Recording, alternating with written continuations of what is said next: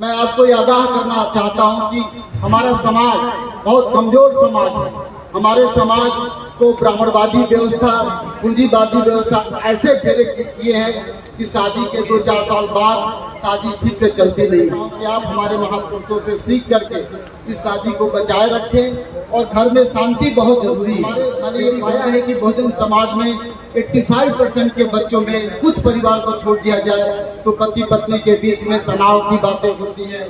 ऐसे ही हमारे बहनों में भी एक घर कर गया है कि ब्राह्मणवादी व्यवस्था, ललचाई व्यवस्था होती है, जिसे कि हमारे पति पत्नी के बीच में दरार डालकर वो घर तोड़ देते हैं। तो आप प्लीज हमारे महापुरुषों को देखते हुए अपने परिवार को बचाने की कोशिश कीजिएगा और अपने बच्चों को हिंदी मीडियम में ना पढ़ा करके इंग्लिश मीडियम में पढ़ाइएगा, ताकि कम से कम जो सपना आप नहीं पूरा कर पाए आने वाली पीढ़ी आपके बच्चे पूरा कर पाए। इसी के लिए नहीं है, हमारे समाज में जितनी भी हमारी माता बहनें हैं उनको सोचना चाहिए कि कैसे सावित्रीबाई फुले एक पत्नी का कर्तव्य निभाया, तो हमारे समाज पत्नी के रूप में इनको देख सकता है। इसी तरह से डॉक्टर बी आर अम्बेडकर की पत्नी रमाबाई, माता रमाबाई ने भी अपने पति का बहुत साथ दिया, सहयोग किया।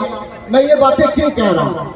मैं ये बातें इसलिए कह रहा हूँ कि आज मैरिज जो लाइफ है वो बहुत डिफिकल्ट लाइफ है और मैरिज लाइफ में तमाम तरह के अत्याचार बढ़ते जा रहे हैं। पति पत्नी के बीच में तलाक की केसेस बढ़ते जा रहे हैं, झगड़ा बढ़ता जा रहा है। उसके पीछे कभी पूंजीवाद की लड़ाई होती है, कभी जातिवाद की लड़ाई होती है, कभी तीसरे की लड़ाई होती है।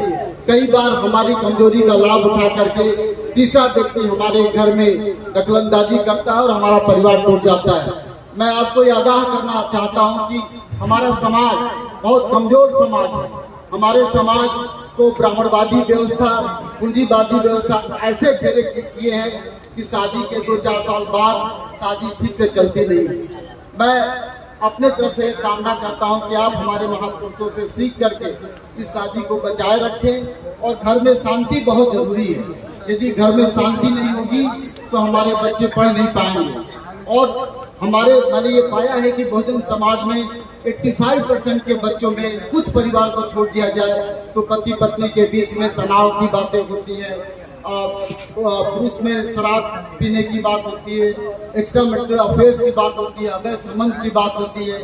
ऐसे ही हमारे बहनों में भी एक घर कर गया है कि ब्राह्मणवादी व्यवस्था, ललचाई व्यवस्था होती है, जिसे कि हमारे पति पत्नी के बीच में दरार डालकर वो घर तोड़ देते हैं।